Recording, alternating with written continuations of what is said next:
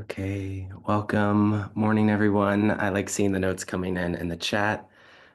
Again, wishing you a happy full moon of Aquarius season, which is a perspective that Heidi really introduced into my practice is reflecting on the sun sign during the full moon. And so really, when I've been sitting with it this morning, it's been an opportunity for me to feel into the ways that Aquarius evolves through Leo and becomes more embodied. And that really feels like the invitation during the full moon for all of us is that greater integration of the polarities. And so I'm going to drop us into a little short meditation that just connects us to the body parts that are associated with both of these signs. And then I'll share a little bit of information on this full moon, particularly an asteroid that is conjunct this full moon, which I'm excited to connect us to. And um, and then we'll go deeper into a little meditation exercise. So go ahead, if it feels okay for you, you could close the eyes. Otherwise, you could find a fixed gazing point and begin to cultivate awareness to your body and your breath. As you exhale, releasing any part of your body that might feel a little extra tight this morning.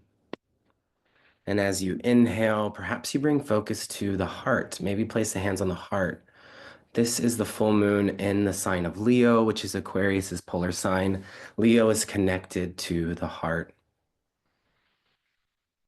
And so Aquarius as an air sign and a collective air sign can have us with our finger on the pulse of the collective group mind, which is very activated at this time, particularly as Pluto has just recently entered Aquarius. And so as the full moon finds itself in the sign of Leo, we are invited to drop into the heart, to quiet the mind. Aquarius is connected to the nervous system. So starting at the ankles, which is another body part associated with Aquarius, you could tune into the ankles and also tune into the nervous system. And with each breath, inviting new life into the body. As you drop into the heart, perhaps let's visualize a window to the front side of the heart. And so open the window to the front side of the heart and breathe air, new air into the front side of the heart. And just notice what texture that feels like. Maybe it's a little crinkly inside the heart. Maybe there's some stagnant energy that's been lingering as you open up the window to the front side of the heart. And as you do that, I would like to invite you to trust your intuition, but what color would you like to breathe into the front side of the heart? Trust whatever color comes to mind first. It can be as specific as you'd like forest green, or it could be as simple as you like the color yellow. But again, just trust whatever color wants to arise and breathe that into the front side of the heart. And now, what would it be like for you to open up the window to the back side of your heart? Maybe you notice some spiritual debris that's been lingering in the back side of the heart, have the opportunity to clear out. And so you can imagine that fresh air breathing into the front side of the heart and now out through the back side. Just offering a gentle cleanse with the element of air into the heart chakra or the heart center. And now breathe some fresh air through the back side, the back window, and reconnect to that color. Invite that color into the back side of the heart.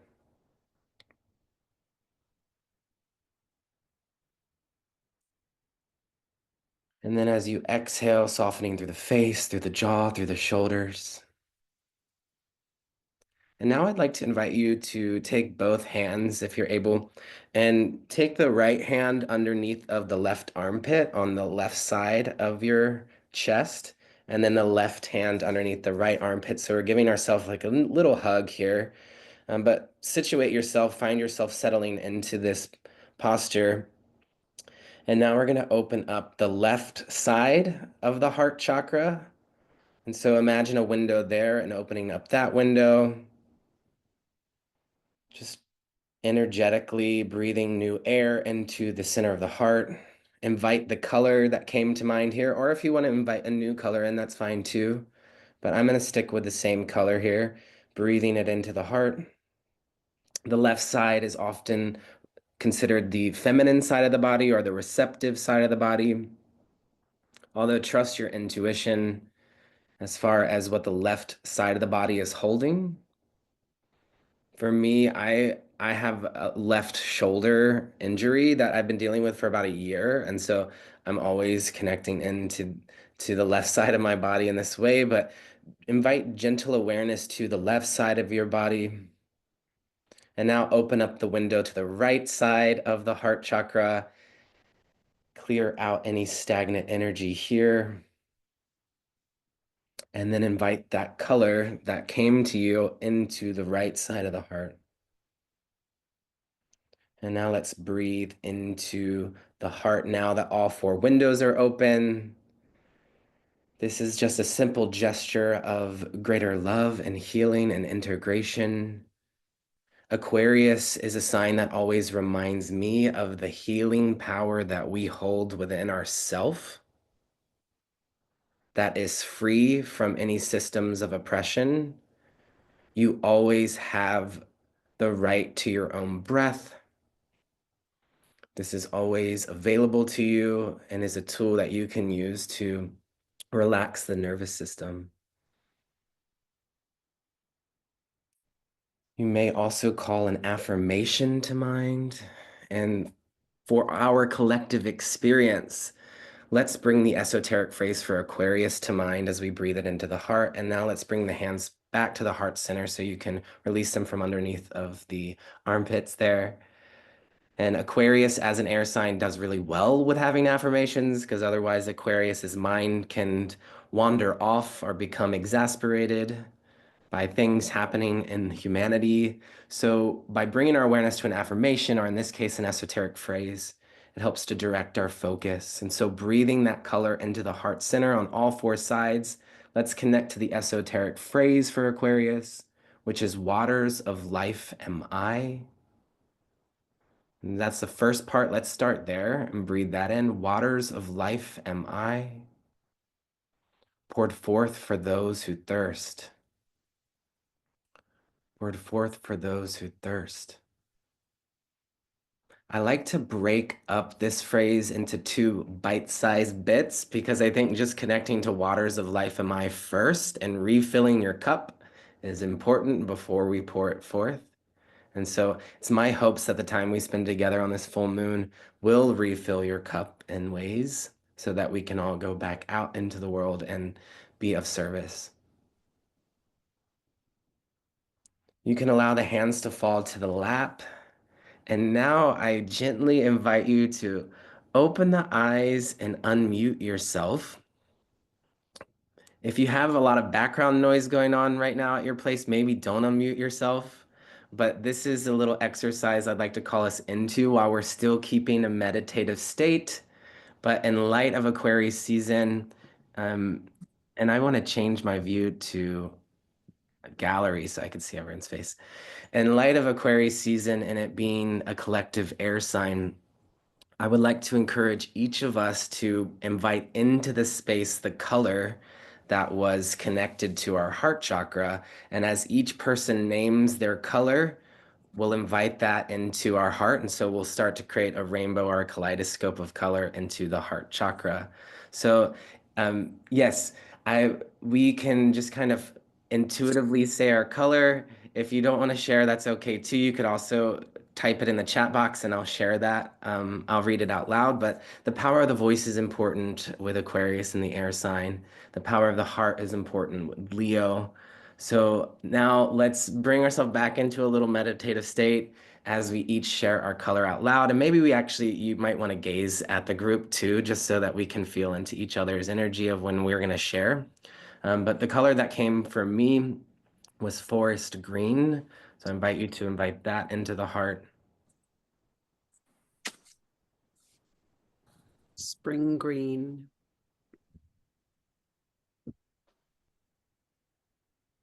Orange.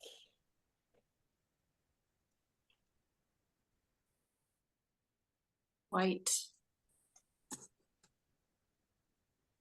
Marigold yellow. Eggplant purple. Light green.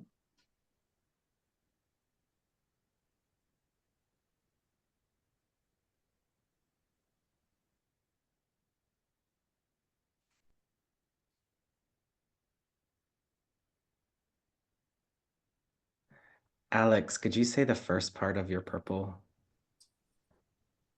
Eggplant purple. Eggplant. Cool. And Aaron, what was yours? Yellow. Yellow. Okay, so I'm gonna read these colors. If I missed any, then you can share your color again. But let's honor everyone that's here today and connect to each other as a community.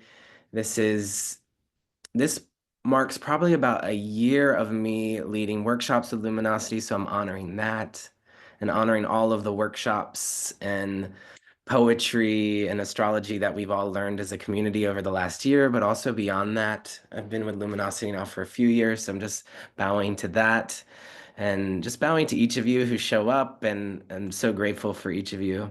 So here are our colors. Let's breathe them into the heart and um, allow it to just kind of wash over you. Maybe also visualize it as, waters of life washing over you too. And we have the color orange, spring green,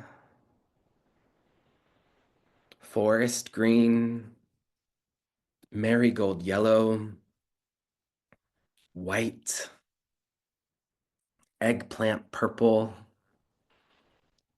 light green, and yellow. And maybe you invite any other colors into the space that you would like. Maybe colors that you associate with someone who's on your heart on this full moon.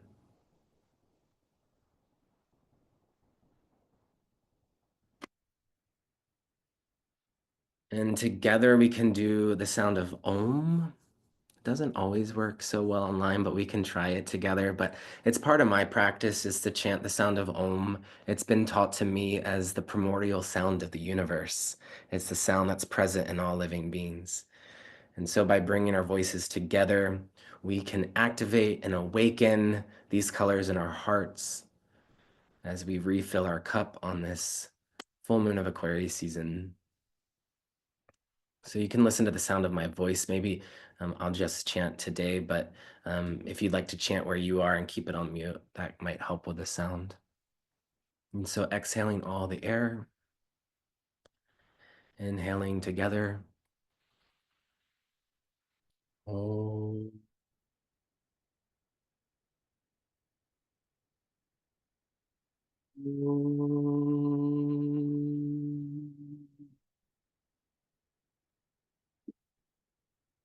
And wiggle the fingers and the toes and bring yourself back into the space. And thank you for sharing your colors. I'll put it in the chat box. I was typing them as we were going. And yeah, I think of Leo as a very colorful sign. So Leo always reminds me as Aquarius to invite in more color. I'm seeing your rainbow heart in the background, matey. And that feels really appropriate for right now. So maybe at some point you'd take that pillow today and just hold on to it. So I have a few things. I always bring out a little altar when I'm gathering for the new or the full moon. So I just want to share with you what I have on my altar as maybe inspiration for your own meditations and practice. The first one is, of course, a candle I like to light here.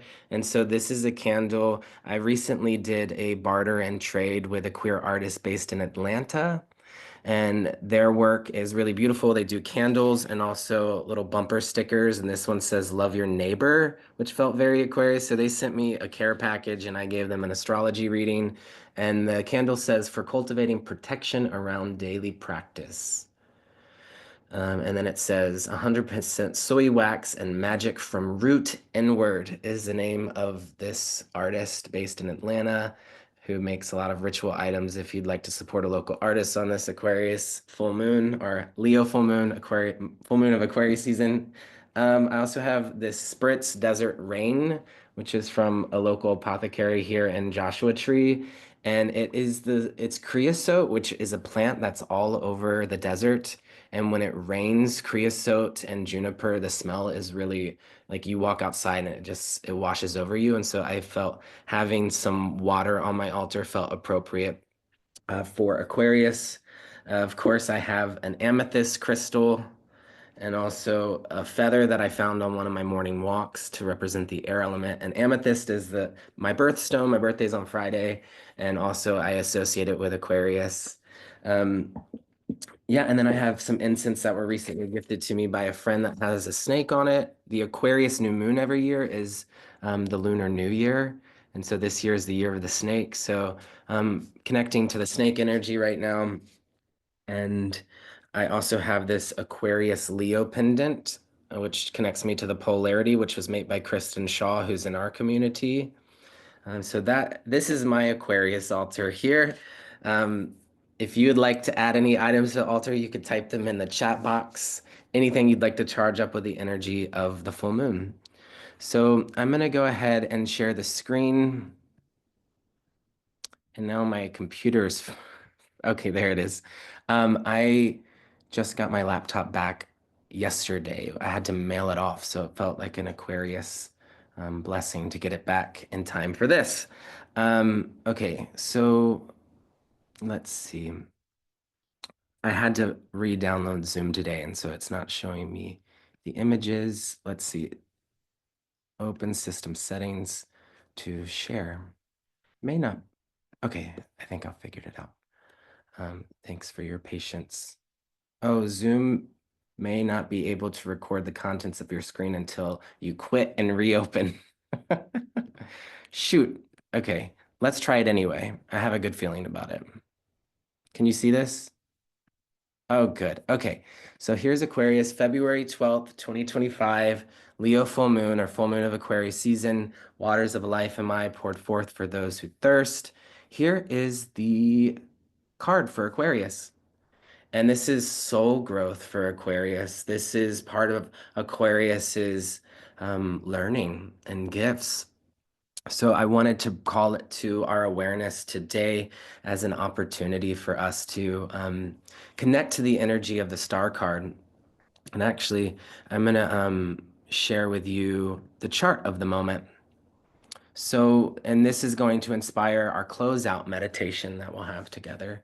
But you may notice the full moon, which was this morning, 5:53 a.m., 24 degrees and 6 minutes, according to my calculations. This is interesting if we're looking at degree theory, because 24 degrees is Pisces and 6 degrees is Virgo. So we're at Pisces Virgo polarity, which the north node of fate just shifted into Pisces, and the south node of fate is in Virgo. Also, Saturn is a ruling planet for Aquarius, asking us to commit to our spiritual life, to greater universal compassion, which also deeply inspired the meditation this morning too, the Saturn and Pisces component, and Neptune and Pisces next to the north node. Additionally, Uranus is in Taurus, another ruling planet, a co-ruler for Aquarius. And Uranus and Taurus, the way that I'm connecting to it today is through a radical connection to nature, particularly as related to my own ancestral lineage of honoring the wheel of the year, which gets us into what inspired what I'm about to share with you, which is Ceres is right there next to the sun. And the Ceres Cazimi is on Valentine's Day this year on the 14th. So the sun and Ceres will line up at 26 degrees of Aquarius. We just had the Mercury Cazimi as well. So Mercury is in the mix too. Messenger, details, communication, Ceres. Just as a reminder, Ceres is the asteroid that is connected to the mother. Ceres is the nurturer and the healer. This calls to mind to me that the hierarchical ruler for Aquarius is the moon. Ceres is very moon-like, and we might see this really reflected in the star card for Aquarius, the card for Aquarius, which is the star card. So I'm going to go back to sharing the slides, and I'm actually going to download them so you can see them a little bit larger.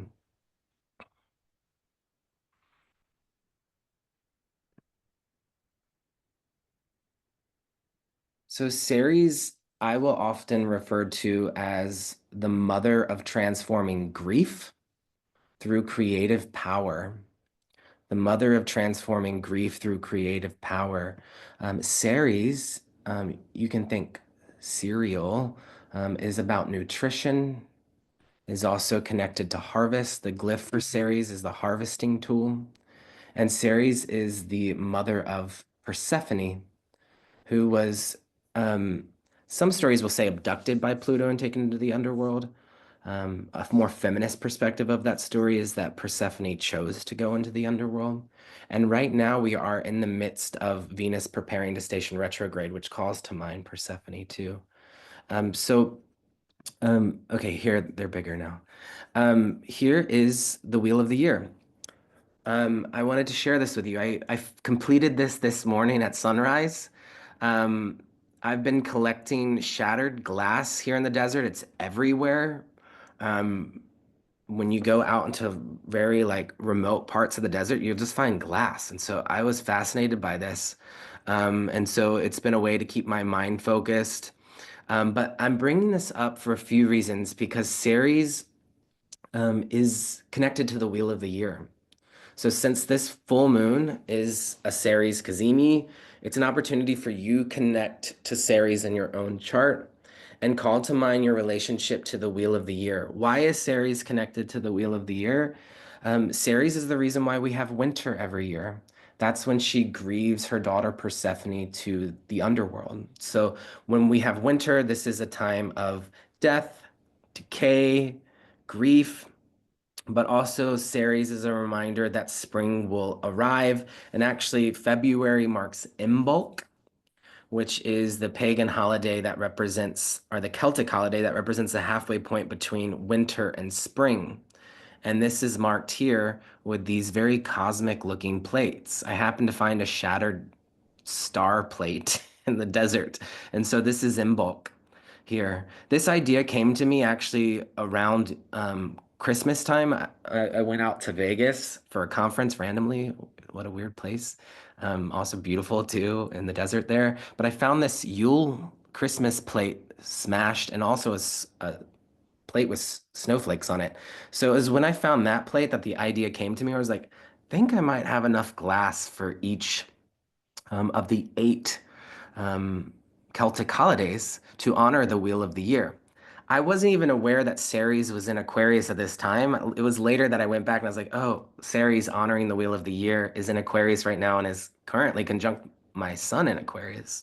So yeah, Yuletide, Imbolc, Ostara, our spring equinox, Beltane, May 1st, halfway between spring and summer. The summer solstice here, which has mirrors on it and cloudy glass. And the first mirror I found was actually with Bruna when she came to visit me in the desert. And so it does make me think of Cancer, which is the start of Cancer season, Leo season, August 1st, llamas. And then we have the autumn equinox, and then Samhain here with some black glass and orange glass and rusted nails, Day of the Dead. So I'm calling this to mind because this felt to complete it this morning on the Leo full moon, the full moon of Aquarius season felt right. Remember, we were inviting all these colors into our heart. Here are all these colors of shattered glass. The star card actually comes after the tower card, which is, a tower being shattered and dismantled. So while collecting shattered glass, I've just been thinking about the parts of my life that have shattered and broken open, the parts of our system that feel broken, and also just inviting greater color into my life while honoring nature, Mother Earth, and the Wheel of the Year. So I'm sharing this with you as part of my creative process in hopes that it inspires you in some way to connect to the Wheel of the Year Again, Ceres in your own birth chart will offer you vocabulary around where you may be processing your grief through creativity and also where you may be honoring the wheel of the year. Astrology is a practice that honors the wheel of the year too. It would have been epic to have a 12-sided wheel, but I actually found this. It was a tabletop that was abandoned in the desert that I found on one of my morning walks. And when I brought it, I just thought to bring it home and I punched out the inside of the table and made it this 8-sided wheel, which interestingly, 8-sided point here on the star card in the tarot. And actually, I've been gazing at Venus, which is an evening star, soon to transition into a morning star, when it's right on the horizon. And what I have found is if you soften your gaze when you gaze at Venus, it starts to look like an 8-pointed star. And so this is also Venus here that is represented on the star card.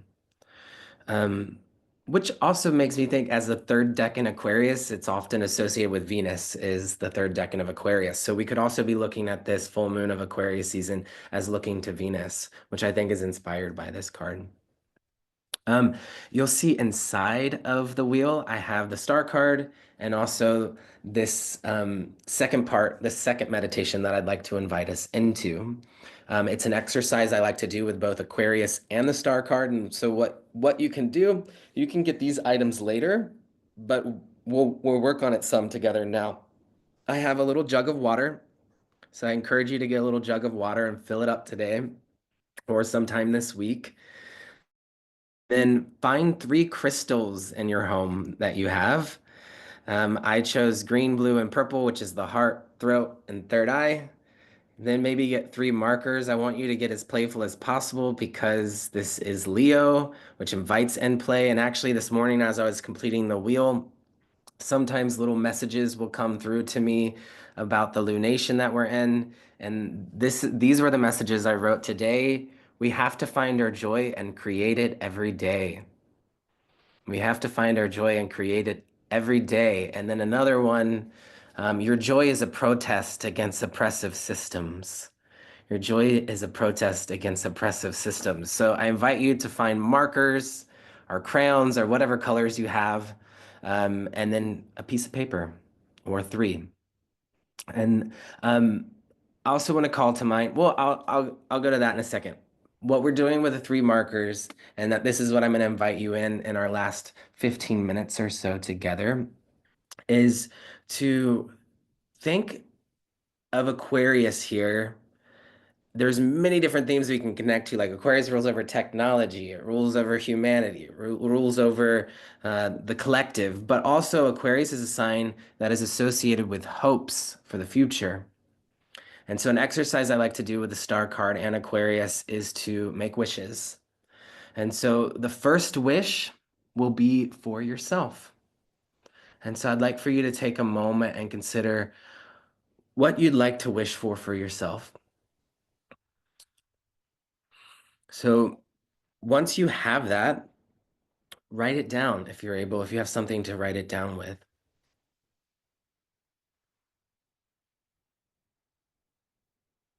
It could be as specific as you want. Like, I wish to buy this home. Or it could be more general, like, I wish for greater healing in my life. But trust the first wish that wants to come to mind. And then write it down or bring it into your heart. And then trust your intuition and choose a crystal to pair with that wish. And so this might be something that you do later on after our call. But you can start the work now. And then I'll give you a few moments because I see some of you writing. We're going to make 2 more wishes.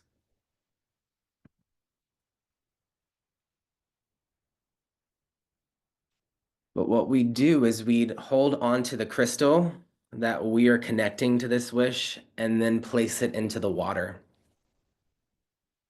And then you'll let it sit out under the full moon this week. And then I'll tell you what to do with the water and the crystals afterwards. And notice if there's any resistance that comes up for making a wish for yourself. If you're very Aquarian like myself, I tend to go more towards wishes for humanity. Leo teaches me it's okay to think about myself as an individual. Actually, that's really important.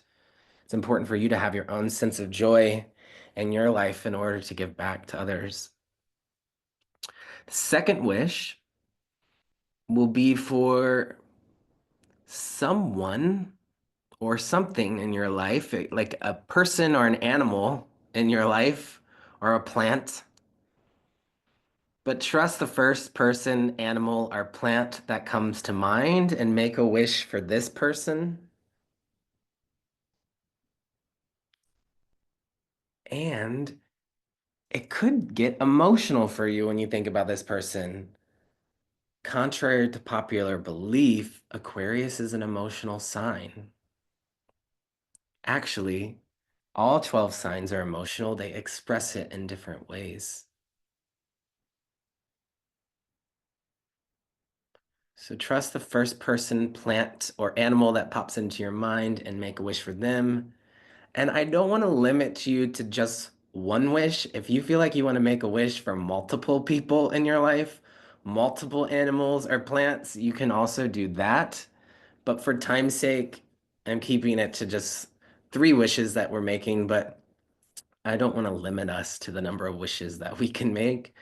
You could also think of them as prayers. Find a word that resonates with you. You could say you're sending out good vibes, whatever resonates with you. That's important. Aquarius is a sign of resonance. When we look at the glyph for Aquarius, it's energy waves. One of the representations is resonance, finding your frequency. So, as an Aquarius myself, I've learned that at times I have to take myself away from the group to reconnect to my own unique vibration and resonance so that I can then share my gifts with other people. That's one of the interpretations of the star card, is being completely nude, authentic to the self, away from society, out in the desert under the stars at a hot spring, and reconnecting to your own unique vibration that is not resonating with whatever's going on currently in the world. That's an essential part to healing, but it's leaving behind society, never leaving behind humanity.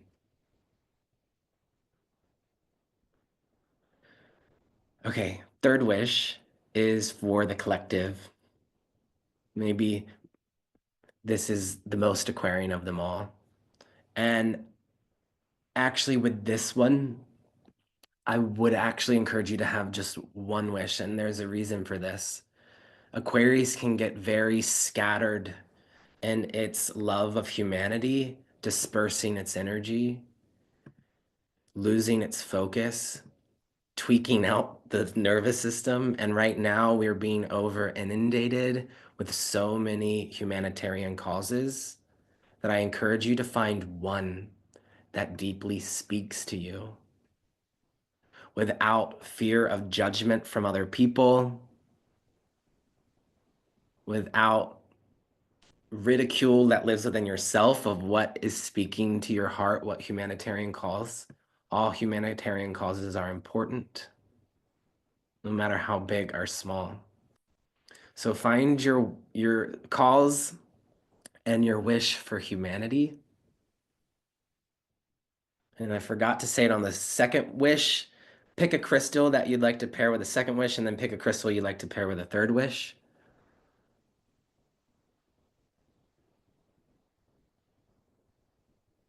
And again, for time's sake, we won't fully have the time to like meditate with the crystal and visualize the wish and put it in the water, but this is a ritual I like to do when honoring Aquarius. And so at some point, maybe you do this with a loved one or friends or with yourself, just to cultivate some greater space for your own ritual in your life and nurturance. And so now we have the wish for the collective. It could be for your local community, it could be for the greater community or humanity, whatever is resonating with you today. But the act of actually writing it out is important. So I would encourage you to write them out. There's a few things you can do when you write them out. One of these, which is very Aquarian, it's inspired by the Aquarius Yoko Ono, who's an Aquarius that I really like to look to as an expression of Aquarius. But Yoko Ono had this project. I mean, I don't think Yoko Ono invented this, but it was an art project they did where it was the wishing tree. And so you could write down each of your wishes, and then you could use a hole punch and wrap some yarn around it and hang it on your tree in your yard or a tree in your park, or you could hang it up in your house and have those wishes hanging somewhere like in a window and open the window and have a wind chime there. I wanted to share with you, this is the tree in my yard, which typically is full of a lot of leaves. But I noticed today that there's only 1 or 2 leaves left on the tree, so it is fully in its surrender mode. And here is my little, I'm calling this a Stargate portal, by the way, this shattered glass wheel of the year. I'm going, for a while, I'm going to use it as my meditation circle, and I'm going to sit inside of it and meditate and calling it a little Stargate. Um, and then I also want to call our mind to birds. Why? Birds, air. And also on the star card, you'll see there is a little bird back in the tree. So the star card is associated with trees and birds. You can think of birds chirping before sunrise, waking up with the day, waking up with new hope. Birds are messengers that can carry our wishes. And so I invite you to call to mind a bird that lives close to the area that you live in. And so for me, that is the desert quail. And actually, they're very Aquarian. They are always seen in groups together. And they're quite unique and eccentric little birds if you're not familiar with them, but they kind of do this little, like, I think of them as like chuckling together. They're always kind of like waddling around. They don't really love flying as much as they like walking on the ground. So I put birdseed out every morning, and these are actually photos that my boyfriend Lovejoy took in his yard, and he photographs the quails in the morning. He feeds them and plays Enya really loud, and when Enya comes on, all the birds start walking out of the bushes, the creosote.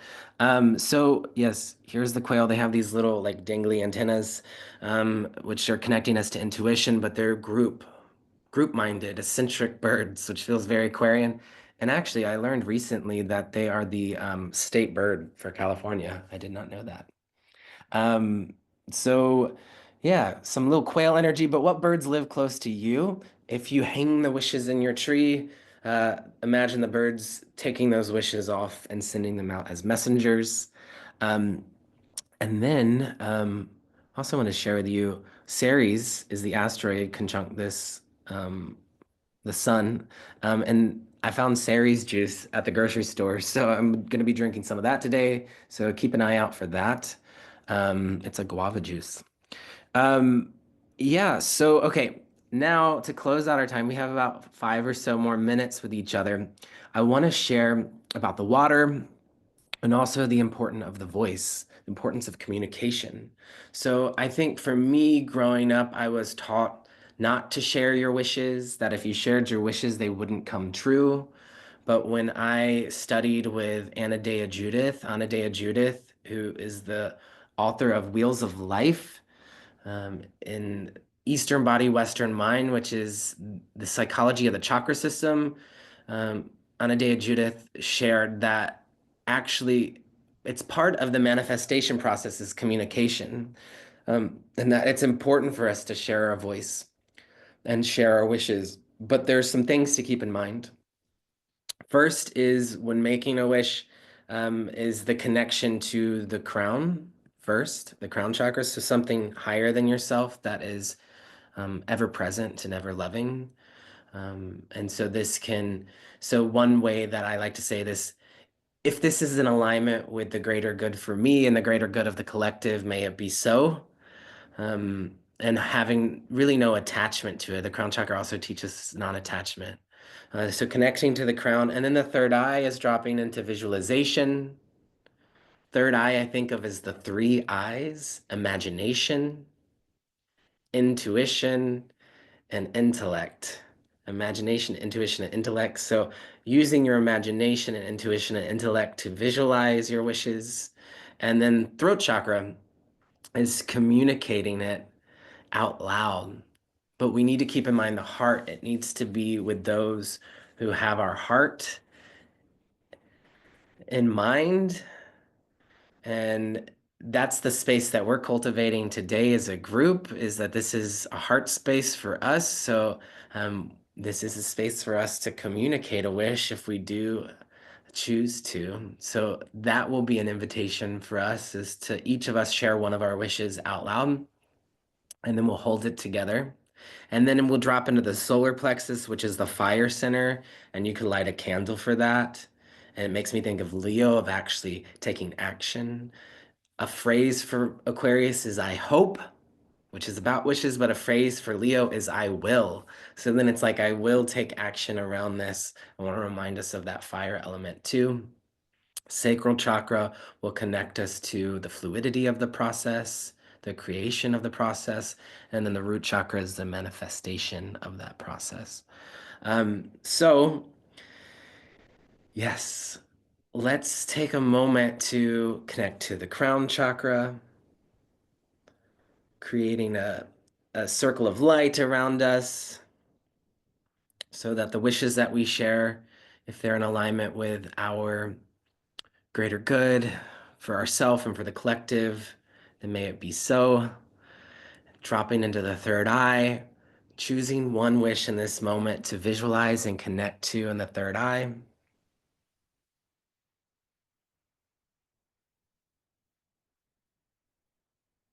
And then let's connect to the throat and the heart. So let's drop into the heart, hold each other with tender love and compassion. Also sharing that the wishes that we share here will stay here in this space. And so I'm going to pause the recording because I want to keep it a really sacred container for the wishes that we're sharing here. And then I'll unpause it as when we close out. So know that I'm pausing the recording, and this is a safe space for you to share here your wish. So we all just shared our wishes, and I took a little bit of notes just to remind us, but now if you have the jug of water, then this is when I would encourage you to put all the crystals in the water and hold the water, and to speak into the water your wishes, and also maybe some of the wishes that we shared here. And so here are some of the ones that I wrote down. I think I got most of them. Courage to share our love and light. Creativity flowing for the future of astrology and the honoring of the wheel of the year, the wheel of life. Democracy for the United States and freedom for all. A celebration of mothers and of life and vitality. The resources for sanctuaries and homes and safe containers for retreat and learning astrology. Inviting all the colors in that we brought forth earlier, and any wishes that have not been spoken. I'm also bringing them into the water. And so water holds memory. And Aquarius is the water bearer, even though it's not a water sign, but I think of the air element as the collective speaking into the cosmic water and blessing it. And so even if you don't have a water jug with you now, we have water in our body. And so breathing that into the water in the body, and we'll activate and awaken these wishes, these hopes, these prayers for ourself, for our loved ones, and for humanity. Can chant the sound of Om to activate that. And so exhaling all of the air out, inhaling together. Oh. Oh. Mm.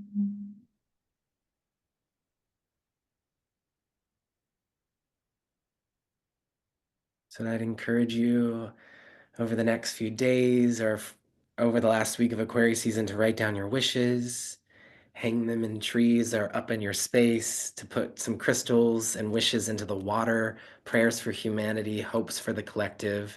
Let it sit out under the light of this full moon. And then perhaps on the last day of Aquarius season, when we're at the anaretic degree of Aquarius, you pour that water out to the earth or to a tree that is in your space or in a park that you love. I always try to find one tree wherever I live that I can go to for this exercise. I call it my wishing tree. So I encourage you to find your wishing tree. Maybe it's also a plant in your home. You could also do this with a plant in your home. And yeah, yeah, as Tina said, hold on to the courage to keep sharing your love and your light. It's an honor to be here with each of you and to spend this full moon with you. And if you want to continue on in this magic, I'm actually teaching a workshop tonight at 6 p.m. on activism and astrology. It's called astroactivism. So we'll talk about each of the 12 signs through the lens of activism. So that also feels like a great thing to do for this full moon of Aquarius season. I hope to see you there. And I'm sending you off with a lot of love. And remember, deep breaths.